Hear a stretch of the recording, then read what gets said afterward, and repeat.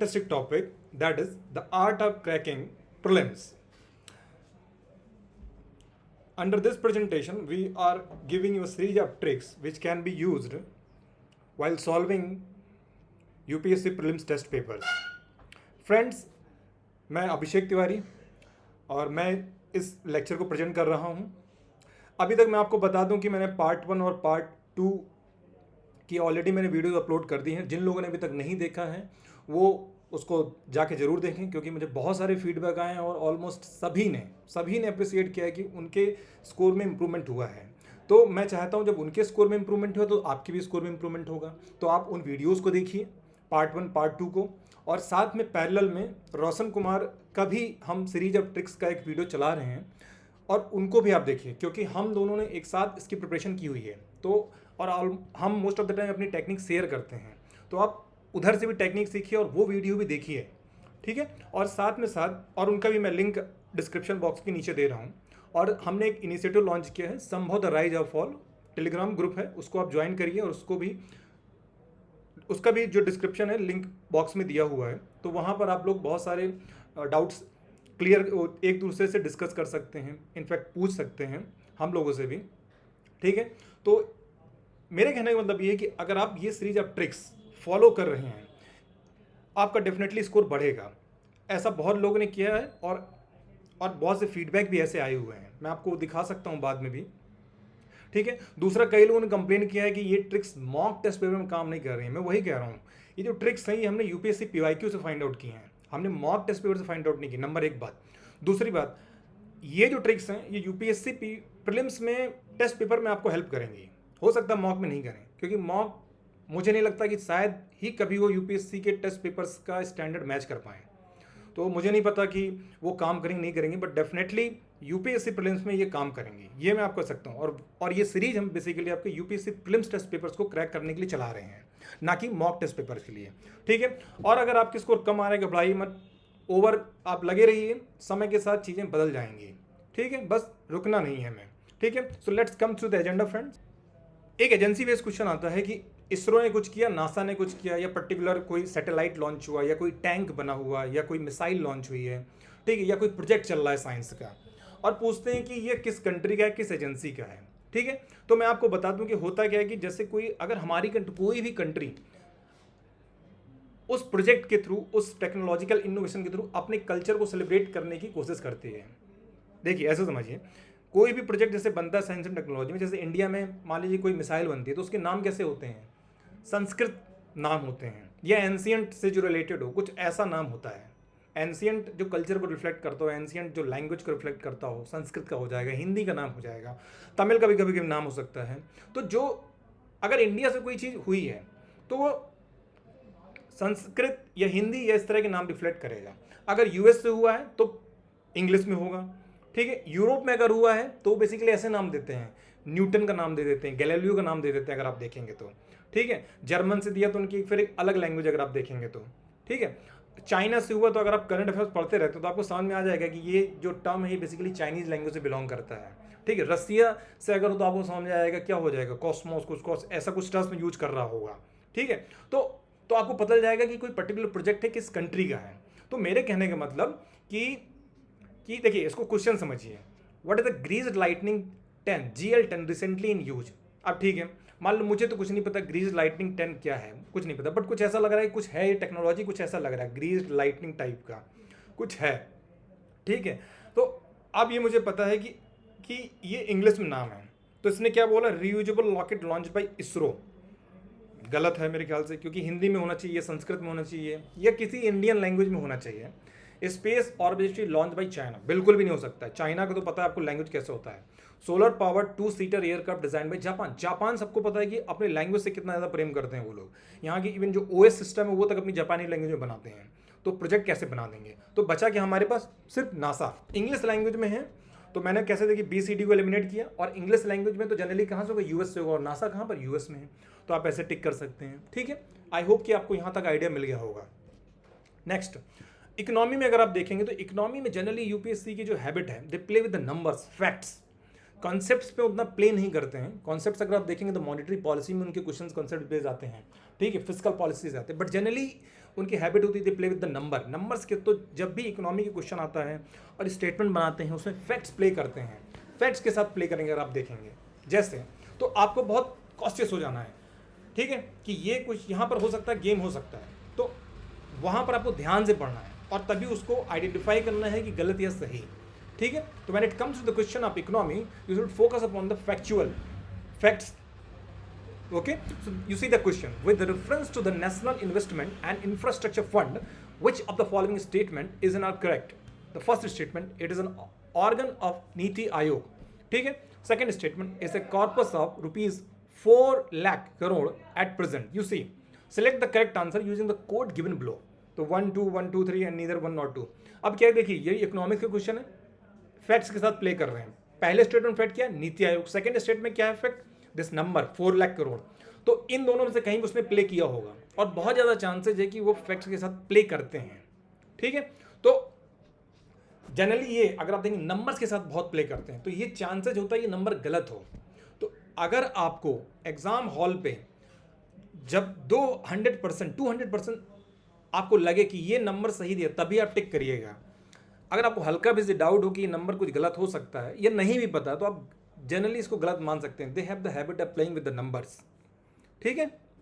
अगर आप ये पैटर्न खुद फाइंड आउट करिए, मैंने ये पैटर्न फाइंड आउट किया है, आप लोग खुद जाएंगे रिविजिट करेंगे पीवाईक्यू तो आपको कुछ और पैटर्न मिलेगा, ठीक है। पॉलिटी में बेसिकली क्या होता है, कॉन्सेप्चुअल क्वेश्चंस आते हैं। अगर आप देखेंगे कॉन्सेप्ट्स में कमांड होना चाहिए, फैक्ट्स नहीं होता। इकोनॉमी में फैक्ट्स में, पॉलिटी में कॉन्सेप्ट्स में। अब कॉन्सेप्ट्स कहाँ पर, प्रियम्बल में, फंडामेंटल राइट्स में, डीपीएसपी में, फंडामेंटल ड्यूटीज़ में, इमरजेंसी इन पार्लियामेंट। ये एरियाज हैं जहाँ पर आपका एक कॉन्सेप्ट बेस्ड कमांड होना चाहिए कि अगर कोई कॉन्सेप्ट है तो है, सेपरेशन ऑफ पावर अगर है तो क्या है, ठीक है, क्यों इसकी ज़रूरत पड़ती है, अगर ये नहीं होगा तो क्या हो जाएगा, इंडिया में क्या सेपरेशन ऑफ पावर है या है, अगर है तो किस फॉर्म में, अगर नहीं है तो क्यों नहीं है, मॉडिफाइड फॉर्म में, चेक एंड बैलेंस, मैं उस और आपको ले जा रहा हूँ। तो चेक एंड बैलेंस का कॉन्सेप्ट क्या है, इस तरह से आपको ये पॉलिटी में रीड करने की जरूरत है। पॉलिटी में आपको फैक्ट्स के पीछे नहीं भागना है, पॉलिटी में आपको कॉन्सेप्ट कमांड होना चाहिए, ठीक है, उस पर ज़्यादा फोकस करना है, फैक्ट्स में कम करना है। इंटरनेशनल रिलेशंस में जनरली आप देखेंगे तो ऑर्गेनाइजेशंस आती हैं तो उसमें आपका फोकस होना चाहिए। मार्केट में बहुत सारा मटेरियल मिलता है, अगर आप देखेंगे ऑर्गेनाइजेशन और उनका एम, ऑर्गेनाइजेशन और उनकी क्या रिपोर्ट है, ये दो चीज़ें आती हैं। और साथ में साथ अगर सिटी भी आजकल लोकेट करने की जाती है तो अभी है क्या कि बेसिकली पर्टिकुलरली यूरोप क्राइसिस हो रहा है। अगर आप देखेंगे यूक्रेन और रसिया का, तो वहाँ की सिटी आप लोकेट कर सकते हैं, जैसे कीव हो गया, खारकीव हो गया, मैरिपोल हो गया, ये ब्लैक सी हो गया, रिवर्स इन साउथ अमेरिका अगर हो गया, अफ्रीका में भी जो अफ्रीकन रीजन्स की जो रिवर्स हैं जो फ्लो कर रही हैं सीज में, उनको आप मैप करिए, ठीक है। तो ये मैं कह रहा हूँ कि ये पर्टिकुलरली आईआर में आपको कवर करेगा आपको, अगर आप देखेंगे तो, ठीक है। तो आईआर में बेसिकली मैपिंग का क्वेश्चन आता है और वो आता है जो सिटीज़ न्यूज़ में रही हैं वो आता है। अब ये नहीं कि आप हर पूरे वर्ल्ड की सिटी मैप करने लगे, वो नहीं करना, आपको टारगेटेड प्रिपरेशन करनी है, ठीक है। जो करंट अफेयर्स में आया उसको फोकस करना और वही आएगा, ठीक है। और अगर नहीं आएगा तो आपसे फिर बनेगा भी नहीं, क्योंकि मुझे नहीं लगता कि शायद ही ऐसा कोई एस्पिरेंट होगा जो पूरे वर्ल्ड की इनफैक्ट कैपिटल सिटीज़ को भी लोकेट करता हो, ऐसा भी नहीं कोई होगा। जो करता उसको करने दीजिए, उसको आप 200 में से 200 लाने दीजिए, आपको सिर्फ कट ऑफ से जस्ट 15 मार्क्स ऊपर लाना, दैट्स इट। ये फोकस रहना चाहिए मैं। Next, now the debate between NOTA and ओटा, मतलब नन ऑफ द अबव और ऑल ऑफ द अबव, ठीक है। तो बहुत सारे PYQs और बहुत सारे जो टेस्ट पेपर्स हैं ऐसा रिसर्च किया गया और रिसर्च बेस्ड पर कुछ कंक्लूजन्स आए हैं, ठीक है, कि generally neither A nor B, अगर 4 ऑप्शन दिए हैं, ठीक है, नीदर ए नॉर बी के लेस देन 21% चांस है ऑफ बीइंग करेक्ट, और ऑल ऑफ द अबव अगर 4 ऑप्शंस में दिया है तो मोर देन 33% चांस है ऑफ बीइंग करेक्ट, ठीक है। ये फोकस रखना है। बट मैं एक चीज़ बता रहा हूँ, इस प्रिंसिपल को आप तभी फॉलो करिएगा जब आपने अपने उन 4 ऑप्शंस में 2 ऑप्शन एलिमिनेट कर लिए हों। और लेट्स से कि क्वेश्चन है आपके पास कि ऑल ऑफ द अबव और एक ऑप्शन है 1 2 3, और ऑल ऑफ द अबव मतलब 1 2 3 4 स्टेटमेंट, यानी कि आपने ए और बी एलिमिनेट कर लिया, बी और सी रह गया, ए और बी एलिमिनेट कर लिया, सी में 1 2 3 दे रहा है और डी में 1 2 3 4, that means all of the above correct, ये अगर दे रहा है तो मैं जनरली क्या करता था, मैं ऑल ऑफ द अबव टिक करता था, ठीक है, क्योंकि मैं इस प्रिंसिपल को फॉलो करता था कि more than 33% chance of being correct है। ठीक है। तो दो चीज़ें, पहले जब तक आप कुछ ऑप्शन एलिमिनेट ना कर लें उसके पहले प्रिंसिपल फॉलो नहीं करना, पहले आप ऑप्शन एलिमिनेट करिए फिर ये प्रिंसिपल फॉलो करिए, ठीक है।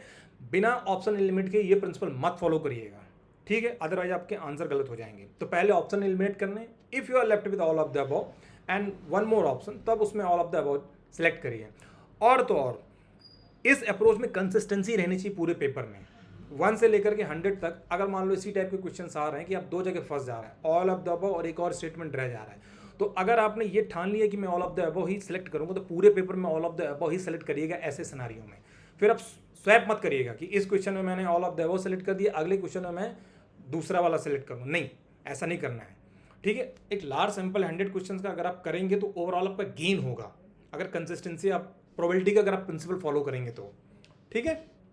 यही नीदर ए नॉर बी का है कि 4 स्टेटमेंट दिए हुए थे, statement A correct, statement B correct, both A and B correct and neither A nor B correct, and let's say कि आपने कि बी और सी को एलिमिनेट कर दिया, now you are left with only statement A correct और neither A nor B correct, ठीक है। तो लेस देन 21% चार सम बीन करेक्ट है। तो मैं जनरली क्या करता था, मैं स्टेटमेंट ए करेक्ट मानता था, नीदर ए नॉर बी को नहीं मानता था, क्योंकि 21% प्रोबेबिलिटी बहुत कम है मेरे लिए, और मैं इस अप्रोच को कंसिस्टेंटली पूरे पेपर में फॉलो करता था और ओवरऑल मुझे गेन होता था। तो आप भी इस अप्रोच को फॉलो कर सकते हैं, ठीक है। तो प्रिंसिपल याद रखने चाहिए, पहले आपको एलिमिनेट करने option and then if you are left with 2 options, तब आपको इसमें से आपको सिलेक्ट करने ऑप्शंस, ठीक है। और इस तरह से मैंने आपको बता दिया है कि मैं ऑल ऑफ द अबव को प्रेफरेंस देता हूं ओवर अदर ऑप्शन जो मेरे पास रह गया, और जब नीदर ए नॉर बी और दूसरा ऑप्शन रह गया है तो मैं दूसरे ऑप्शन को प्रेफरेंस देता हूं over neither A nor B, and I have share that study की ऐसा क्यों, ठीक है। अब आते हैं, मैं क्यों बार बार बोलता हूं कि पीवाईक्यू क्यों रिविजिट करना चाहिए, पीवाईक्यू क्यों पढ़ना चाहिए, उसकी इंपॉर्टेंस सीखिए। और पीवाईक्यू से आप क्या कर सकते हैं, आप प्रेडिक्ट कर सकते हैं कि कौन सा एमसीक्यू आने वाला है।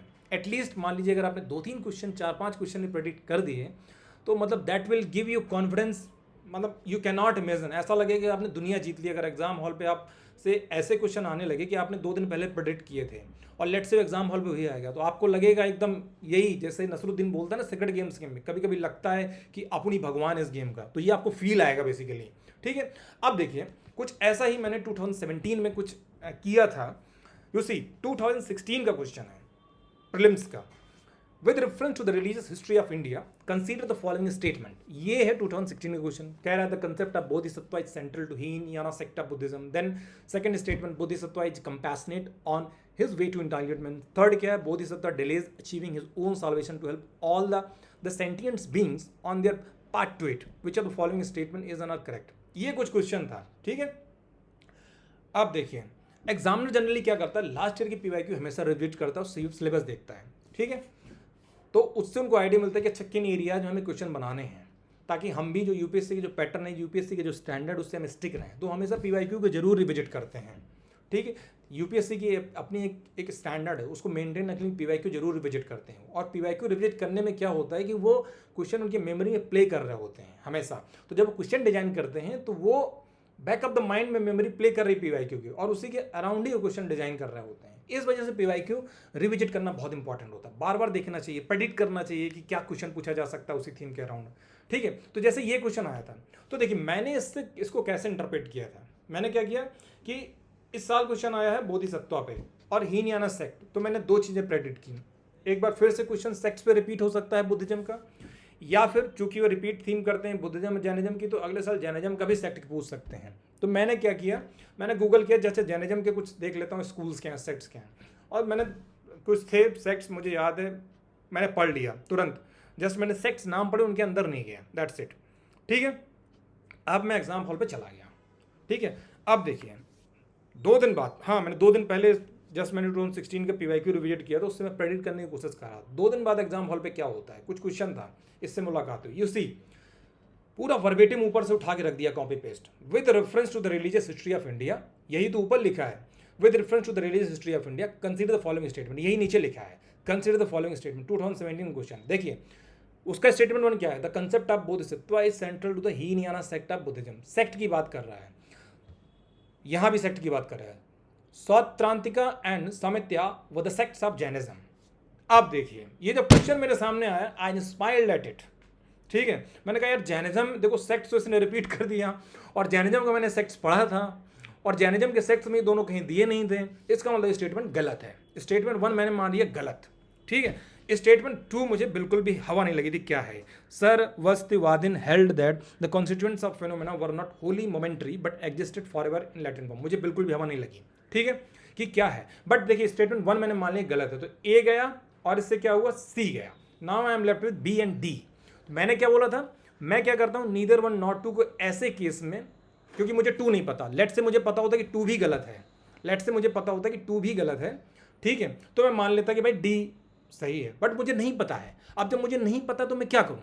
तो जब मैं क्या करूं, मैं आपको पहले बता चुका हूं, मैंने प्रिंसिपल बनाया हुआ है कि मैं नीदर 1 नॉट 2 को कम प्रायोरिटी देता हूं ओवर अदर ऑप्शन। क्योंकि जब मैंने एलिमिनेट कर लिया तो मैंने क्या किया, मैंने 2 को ऑप्ट किया एंड मूव डाउन, ठीक है। और जब मैं एग्जाम हॉल से निकला तो मुझे पता चला मैं तो सही हो गया, ठीक है। तो मैं कह रहा हूं कि अगर आप जब क्वेश्चन प्रेडिक्ट करेंगे और मान लीजिए अगर आपका एग्जाम हॉल में क्वेश्चन फंस जाता है, बिलीव मी, मुझे जिस लेवल का कॉन्फिडेंस मिला था 2017 में इस क्वेश्चन को देखने के बाद, मतलब मैंने पूरे पेपर को थ्रैश कर दिया था, टू बी ऑनेस्ट। इस पर्टिकुलर क्वेश्चन से मुलाकात के बाद मतलब कॉन्फिडेंस मेरा बहुत ही ऊंचा चला गया था, ठीक है।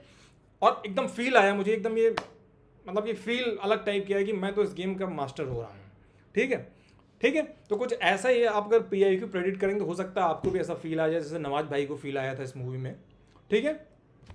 अब हम आते हैं, ये बहुत इंपॉर्टेंट डिस्कशन है कि व्हाट टू लीव।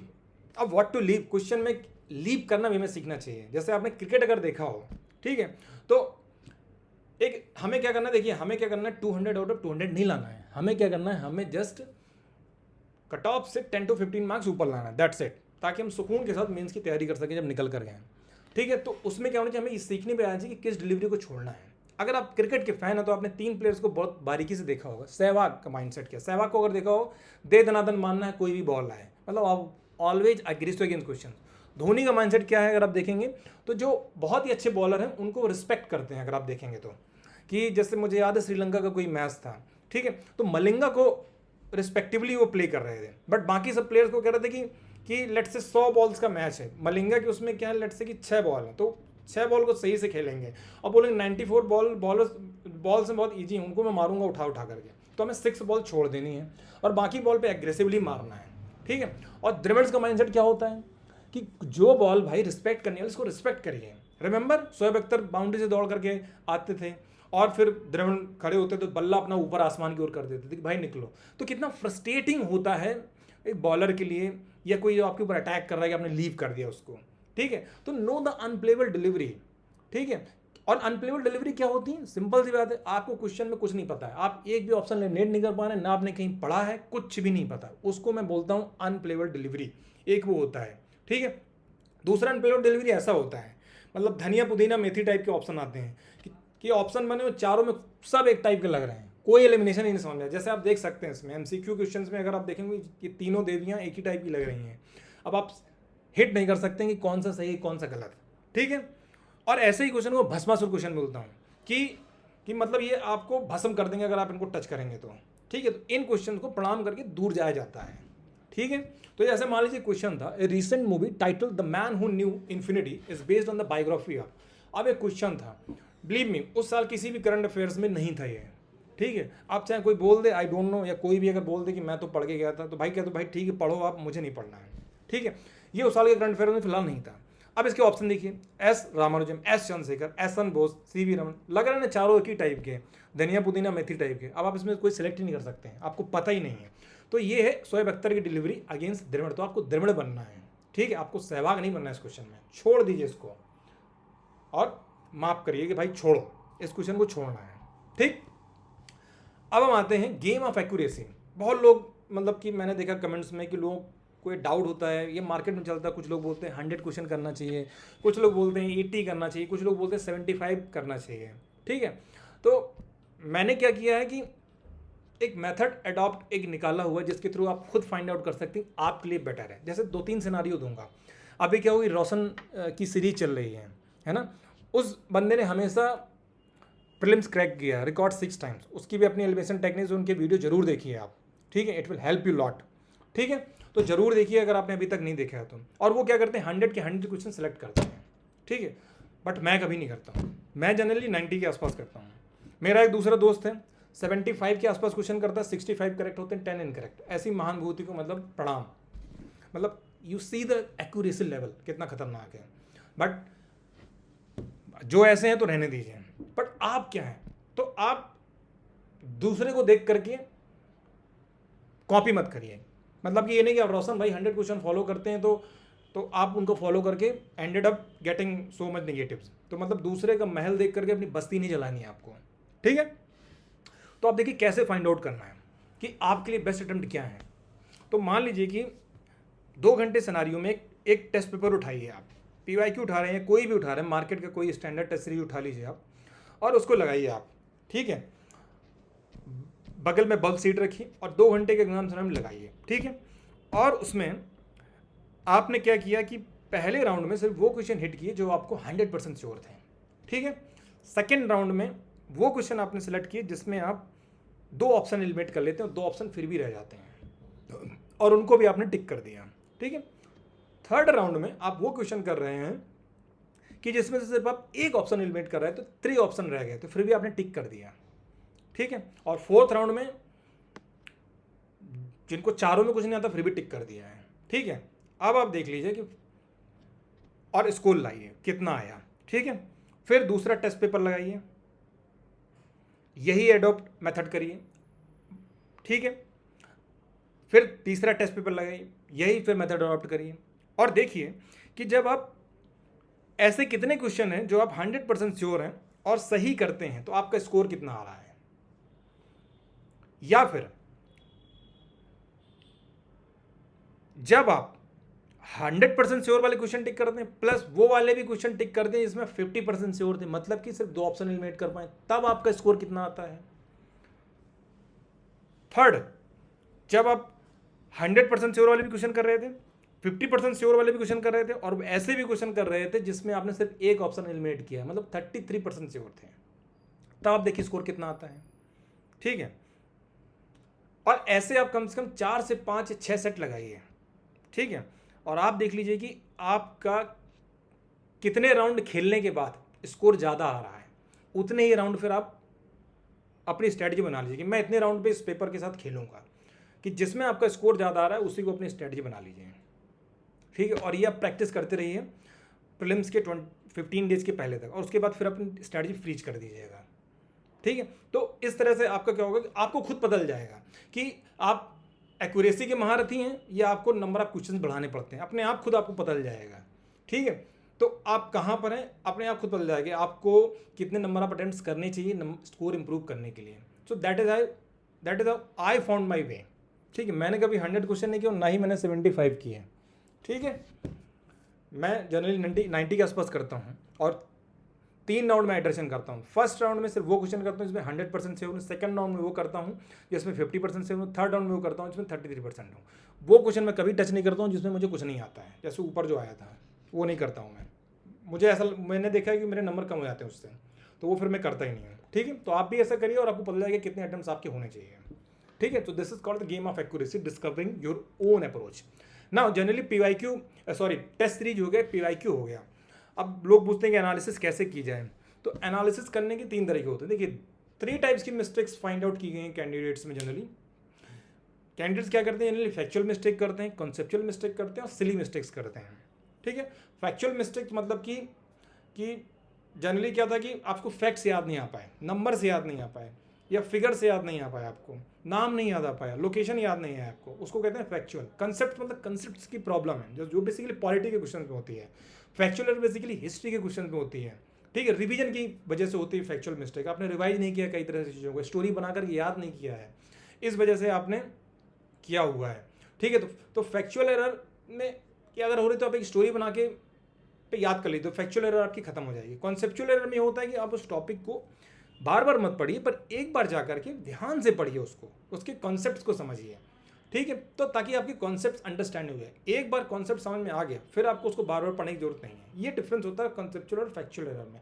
फैक्चुअल में आपको बार बार पढ़ना पड़ता है, कॉन्सेप्चुअल में एक बार समझ में आया दोबारा नहीं पढ़ने की जरूरत है, मतलब उतना नहीं पढ़ने की जरूरत है, ठीक है। और थर्ड मिस्टेक है सिली। सिली मैं बोलता हूँ कि क्वेश्चन में पूछ रहा था इनकरेक्ट, आपने करेक्ट टिक कर दिया, इसको बोलते हैं सिली मिस्टेक। तो जनरली क्या होता है, पेन आपका क्वेश्चन के ऊपर चलते रहना चाहिए, रन करते रहना चाहिए, और कीवर्ड जहाँ में उसको हाईलाइट कर दीजिए, तो इससे आपका सिली मिस्टेक खत्म हो जाएगा। जल्दी बबल आपने सही से नहीं भरे हैं। तो बबल क्या होता है कि कहने का मतलब क्वेश्चन पहले देखिए, फिर उसके बाद बबल सीट में पेन को रखिए और फिर टिक करिए। क्वेश्चन में मैंने क्या किया, बी टिक किया, बबल सीट में बी को टिक करना है। फिर क्वेश्चन पेपर में क्वेश्चन नंबर 2 पे पेन को मूव करिए, फिर इसके बाद बबल सीट में क्वेश्चन नंबर 2 पे बबल सीट पेन को मूव करिए और फिर आप बबल भरिए। तो ये ओवर टाइम प्रैक्टिस आएगा, आपको बबल सीट भरने की प्रैक्टिस करिए। इमेजिन अगर आपका एक क्वेश्चन गलत हो गया और आपका कट ऑफ भी 1 नंबर से ही रह गया था, तो फिर क्या होगा, पूरा 1 साल बर्बाद हो गया ना फिर तो बबल सीट भरने की प्रैक्टिस करिए, ठीक है। तो ये 3 तरह की मिस्टेक्स है, उसको कैटेगराइज करिए, ठीक है, और इसको फिक्स करिए, ठीक है। और कहने का मतलब ये फाइनली दोस्तों कि ये सब टेक्निक्स थी जो आपको फॉलो करना चाहिए। PYQ रिविजिट करना चाहिए बार बार। PYQ रिविजिट करने से पैटर्न फाइंड आउट कर होता है, और हर एक इंसान इंटेलिजेंट है और यूनिक अपने आप में है।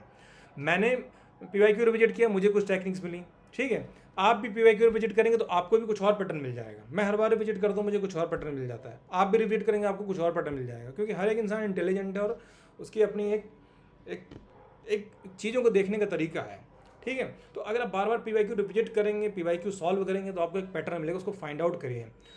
और ये सब जो टेक्निक्स बताई गई हैं इसको प्रैक्टिस करिए। अगर आपने प्रैक्टिस नहीं किया कुछ नहीं होगा, ट्रस्ट में, बार बार मैं कह रहा हूँ इन टेक्निक्स को प्रैक्टिस करिए, ठीक है।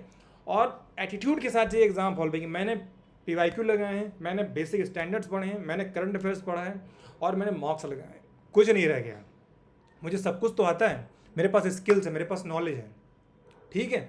तो मतलब कहने का मतलब देखो, जैसे रवीना टंडन KJ में बोलती है कि मेरे पास भी हथियार है, घुस के मारेंगे।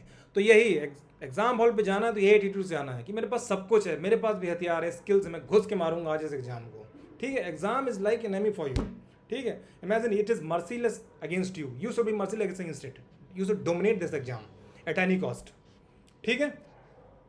अब क्या है कि बचे हुए ये मेरी ओर से टेक्निक्स थी जो मैंने आपके पास शेयर की, पार्ट 1, पार्ट 2, पार्ट 3, ठीक है। And I am very happy कि आपने बहुत ज़्यादा अप्रिसिएट किया इस एफर्ट को। मुझे मतलब मैंने इमेजिन नहीं किया था कि इतनी ज़्यादा व्यूअरशिप आएगी इतने लिमिटेड टाइम पर, इतने ज़्यादा सब्सक्रिप्शन होंगे, and I am very happy the kind of love you have showered upon me.